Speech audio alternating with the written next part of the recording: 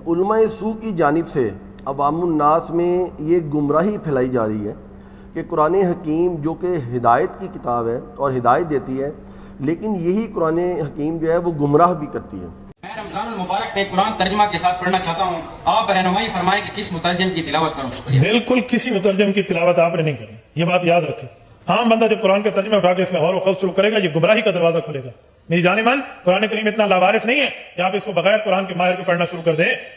ڈاکٹری میڈیکل کی کتاب آپ بغیر ماہر کے نہیں پڑھتے، تو قرآن کریم بغیر ماہر کے آپ کیوں پڑھیں گے؟ ترجمہ آپ کے لیے نہیں ہے، یہ طالب علم کے لیے، یہ انڈر کنسٹرکشن عالم کے لیے، جو ابھی زیر تعمیر ہے، یہ اس کی مدد کے لیے۔ آپ کو چاہیے آپ نے ترجمہ پڑھنا ہے تو کسی عالم دین کی زیر نگرانی پڑھیں۔ نعوذ باللہ۔ اور دلیل کے طور پر وہ سورہ البقرہ کی آیت نمبر 26 پیش کرتے ہیں، یُضِلُّ بِهِ کثیرا وَیَہْدِی بِهِ کثیرا۔ یہ بڑا ظلم ہوا ہے میرے بھائیوں، اس آیت کو مس کوٹ کیا جاتا ہے خصوصاً ان لوگوں کی طرف سے جو قرآن حکیم کے وہ عقائد جو بالکل ننگی تلوار کی طرح ہیں، ان کی تاب نہیں لا پاتے، تو وہ کہتے ہیں اب چھٹکارا یہی ہے کہ اس طرح کی آیات کی غلط انٹرپریٹیشن کر کے لوگوں کو قرآن سے دور کیا جائے۔ آپ کو پتہ ہے کافروں کا بھی ایٹیٹیوڈ یہی تھا۔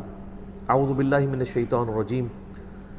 وقال الذین کفروا لا تسمعوا لهذا القرآن والغوا فیہ لعلکم تغلبون۔ کافر کہتے ہیں کہ مت سنا کرو اس قرآن کو، اور قرآن جب پڑھا جا رہا ہو اس میں شور مچا دیا کرو تاکہ تم غلبہ پالو۔ یعنی قرآن حکیم کی دعوت کے خلاف کامیابی کا واحد راستہ انہوں نے یہ سمجھا کہ جب قرآن پڑھا جائے تو شور مچا دیا جائے، جسے کہتے ہیں نا ہم پچ کھود دی جائے، کوئی بات سننے کے لیے تیار ہی نہ ہو۔ قرآن پر غالب آنے کا وہ راستہ یہی سمجھتے تھے کفار مکہ بھی، کہ نبی علیہ السلام کی بات کوئی نہ سنے، کیونکہ جو بات سنتا تھا اس کے دل کو اپیل کرتی تھی، وہ ہدایت قبول کر لیتا تھا۔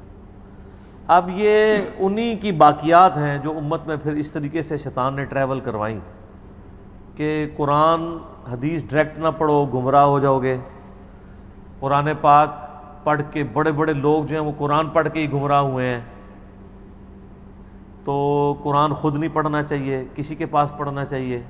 اچھا جی، کس کے پاس پڑھنا چاہیے؟ علماء کے پاس۔ تو جب ہم کہتے ہیں علماء کے پاس پڑھیں، تو پھر اگر ہم کسی ایسے عالم کا نام لے لیں جو ان کے مکتب فکر کا نہ ہو تو کہتے ہیں وہ تو گمراہ ہے۔ اب یہ دیکھیں نا، کہیں پہ رکنے کے لیے تیار ہی نہیں ہے۔ علماء سے نہیں، یہ جملہ چینج کریں، ان کو کہنا چاہیے ہمارے فرقے کے ہمارے بزرگوں اور ہمارے علماء سے آپ پڑھیں، اور ان کی وہ تعبیر مانیں جو ہمارے فرقوں کے ہمارے بزرگ دیتے ہیں۔ جو قرآن کہہ رہا ہے اس کو ڈائریکٹ نہ مانیں۔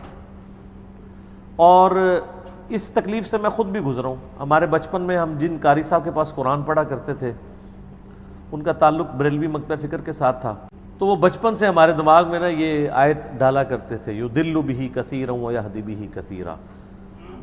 قرآن پڑھ کے لوگ گمراہ ہوتے ہیں، قرآن پڑھ کے لوگ ہدایت پاتے ہیں۔ سب سے بنیادی چیز تو یہ ہے کہ یہ اس آیت کا ترجمہ ہی انہوں نے غلط کیا، اور آیت کو بھی مکمل پیش نہیں کیا، اسے آؤٹ آف کانٹیکسٹ پیش کیا۔ یعنی جرموں کی ایک داستان ہے جو اس قرآن کے ساتھ کی گئی۔ پہلے تو میں صرف عقلاً آپ سے بات کرتا ہوں، کیا قرآن حکیم کتاب ہدایت ہے یا گمراہی پھیلانے والی کتاب ہے؟ یہ پہلے ہمیں طے کرنا ہے۔ کتاب ہدایت، کتاب ہدایت ہے، تو ہدایت اور گمراہی ایک جگہ جمع نہیں ہو سکتے۔ بے شک۔ اگر یہ کتاب ہدایت ہے تو یہ پھر گمراہ کسی کو نہیں کرے گی، یہ طے ہے۔ اب اگر اس طرح کی کوئی آیت آئی ہے جس کی انٹرپریٹیشن کر رہے ہیں، تو وہ سر آیت آپ خود بھی ایک دفعہ سورۃ البقرہ کی آیت نمبر 26 پوری پڑھ کے دیکھ لیں، آپ کو کانٹیکسٹ سے سمجھ آ جائے گا، اس میں تو یہ بات ہوئی نہیں ہے،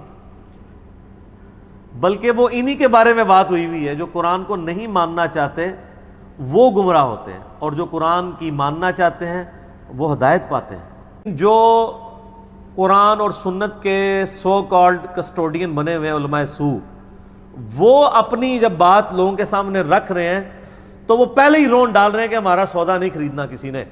وہ یہ کہہ رہے ہیں یہ قرآن ڈائریکٹ پڑھو گے تو گمراہ ہو جاؤ گے۔ ان سے کہ آپ پڑھا دیں، انڈائریکٹ پڑھ لیتے ہیں، آپ پڑھا دیں، تو وہ کہتے ہیں نہیں یہ قرآن ذرا مشکل ہے، ہمارے بزرگوں کی آپ کتابیں پڑھیں۔ یہ انہوں نے قرآن حدیث کا نچوڑ نکال کے آپ کو دے دیا ہے۔ وہ نچوڑ ایسے نہیں نکالا، ایسے کر کے نکالا ہے۔ تو یہ بتانا چاہ رہے ہیں کہ ہمارے علماء کو زیادہ بہتر طریقہ آتا ہے لوگوں کو قرآن و سنت سکھانے کا، بنسبت اللہ کے، کیونکہ اللہ کی کتاب مشکل، نعوذ باللہ۔ ان کی آسان، نعوذ باللہ۔ قرآن پورے میں کہیں آیا ہے کہ یہ کتاب بڑی مشکل ہے، تو ہے کوئی اس کتاب سے دور بھاگنے والا؟ کیوں جی رضوان بھائی؟ برخلاف آیا ہے، ایک صورت میں کم از کم 5 مرتبہ۔ وَلَقَدْ يَسَّرْنَا الْقُرْآنَ لِلذِّكْرِ فَهَلْ مِن مُدَّكِرٍ، سورۃ القمر میں ہم نے قرآن کو یاد دہانی کے لیے، نصیحت کے لیے آسان کر دیا ہے کوئی اس سے نصیحت حاصل کرنے والا؟ قرآن پاک جب نازل ہوا ہے تو نبی صلی اللہ علیہ وآلہ وسلم پر قرآن پاک کے حوالے سے کئی ایک اعتراضات جڑے گئے کافروں کی طرف سے۔ ان میں سے ایک اعتراض قرآن کے ایک خاص اسلوب کے اوپر تھا کہ قرآن پاک میں اللہ تبارک و تعالیٰ جو مثالیں بیان فرماتا ہے، مختلف مثالیں، ایون ایسی مثالیں ہیں کہ ان کے نام کے اوپر باقاعدہ صورتوں کے نام ہیں۔ سورۃ العنکبوت، العنکبوت کہتے ہیں مکڑی کو عربی کے اندر، اس طریقے سے سورۃ البقرہ، بقرہ کہتے ہیں گائے کو۔ تو کافروں نے ایک اعتراض کیا کہ یہ اگر اللہ کی کتاب ہے، اللہ تو بہت بڑی ہستی ہے، وہ یہ مکڑی کی اور گائے کی یہ چھوٹی موٹی جو مثالیں بیان کرتا ہے، اللہ تعالیٰ کو تو زیب نہیں دیتا کہ وہ اس طرح کی مثالیں بیان کرے۔ تو یہ قرآن پاک کے اسلوب پہ اعتراض کیا گیا۔ اللہ تعالیٰ نے اس کے جواب میں ارشاد فرمایا کہ اللہ تبارک و تعالیٰ کا مقصد کسی کے اوپر اپنے علم کی دھاک بٹھانا نہیں ہے، بلکہ مقصد ہے بات کو سمجھانا۔ قرآن پاک سے نصیحت حاصل کرنے کے لیے یہ کتاب اللہ نے آسان بنا دی ہے۔ وَلَقَدْ يَسَّرْنَا الْقُرْآنَ لِلذِّكْرِ فَهَلْ مِن مُدَّكِرٍ، دنیا کی کوئی کتاب اتنی آسان نہیں ہے نصیحت حاصل کرنے کے لیے جتنی قرآن ہے، کیونکہ نصیحت اور ہدایت اور آخرت کی کامیابی ہر انسان کی بنیادی ضرورت ہے۔ وہ ایک موچی کی ضرورت بھی ہے، وہ ایک ریڑھی بان کی بھی ضرورت ہے، وہ ایک ڈاکٹر کی بھی ہے، وہ ایک انجینئر کی بھی ہے، وہ ایک عالم کی بھی ہے، وہ ایک جاہل کی بھی ضرورت ہے۔ تو لہٰذا قرآن پاک کی وہ ڈیٹم لیول کی تعلیمات جو ہدایت کے لیے چاہیے ہے، وہ اتنی آسان ہونی چاہیے جو ہر بندے کو سمجھ آئے۔ تو پھر اللہ تعالیٰ نے اس بات کا جواب دیا، اعوذ باللہ من الشیطان الرجیم، میں پوری آیت پڑھنے لگا ہوں، سورۃ البقرہ آیت نمبر 26۔ ان اللہ لا یستحیی ان یضرب مثلا ما بعوضۃ فما فوقها، بے شک اللہ تعالیٰ اس بات سے حیا محسوس نہیں کرتا کہ وہ مثال بیان کرے مچھر کی یا اس سے بھی کسی حقیر چیز کی۔ تم تو مکڑی کی بات کر رہے تھے نا، اللہ مچھر کی بھی مثال بیان کرے نا، یا اس سے بھی کسی حقیر چیز کی، اس پہ اللہ کوئی حیا محسوس نہیں کرتا۔ اکثر لوگ ہمیں بھی کہہ رہے ہوتے ہیں جناب آپ اتنے پڑھے لکھے بندے ہیں، پنجابی میں کیوں الفاظ بول دیتے ہیں، بالکل آپ بعض اوقات اس طرح کی بات کر دیتے ہیں جو عام ان پڑھ والوں کی اس لیے ہے کہ بھی میں نے ان پڑھ کو بھی سمجھانا ہے، میں نے خالی انجینئرز اور ڈاکٹرز کو ہی سمجھانا ہے۔ تو یہی اعتراض قرآن پہ بھی ہوتا تھا کہ بھئی اللہ کی کتاب ہے، ذرا مشکل الفاظ ہونے چاہیے، لگے یار کو پڑھ لکھے بندے کی کتاب ہے۔ اور اللہ نے کہا میں اپنا پڑھا لکھا ہونا تو دسنا نہیں ہے، میں نے آپ پہ دھاک نہیں اپنے علم کی بٹھانی، بلکہ بات سمجھانی ہے، اس کے لیے مجھے مخاطب کے لیول پہ بھی اترنا پڑے گا، تو مجھے کوئی حیا نہیں آئے گی۔ یار کتنا ہمدرد ہے ہمارا رب، سبحان اللہ، کہ اللہ تعالیٰ کہتا ہے مجھے کوئی حیا نہیں ہے کہ مجھے کوئی کہے کہ یار یہ کس طرح کی مثالیں بیان کر رہا ہے۔ سورۃ العنکبوت میں آیا نا کہ جو کفار کے ایمان کی مثال مکڑی کے جالے کی سی ہے، ایک جھاڑو پھرتا ہے نا تو کس طرح جالے صاف ہو جاتے ہیں، اس طرح ان کا کمزور ایمان ہے۔ تو اس سے ایک عام بندے کو بھی بات سمجھ آ جائے گی، ایک پڑھے لکھے کو بھی آ جائے گی کہ واقعی جالے تو ہر بندے نے اپنے گھر میں دیکھے ہوں گے، کئی بار صاف بھی کیے ہوں گے کہ واقعی وہ کتنی محنت سے وہ بناتی ہے مکڑی جالا، اور ایک چرلو پھرتا ہے تو فارغ جالا۔ تو اللہ فرماتا ہے تمہارا ایمان تو یہ ہے، کافروں کے ایمان جو توحید سے خالی ہوتا ہے۔ اب اللہ تعالیٰ فرما رہا ہے کہ اللہ تعالیٰ اس سے کوئی حیا محسوس نہیں کرتا کہ یہ مچھر یا اس سے بھی کسی حقیر چیز کی مثال بیان کرے۔ فَأَمَّا الَّذِينَ آمَنُوا، تو جو لوگ واقعی بات ماننے والے ہیں، جو ایمان لانا چاہتے ہیں یا ایمان لائے ہیں، یا بات ماننا چاہتے ہیں یا مان چکے ہیں، دونوں معنی درست ہیں۔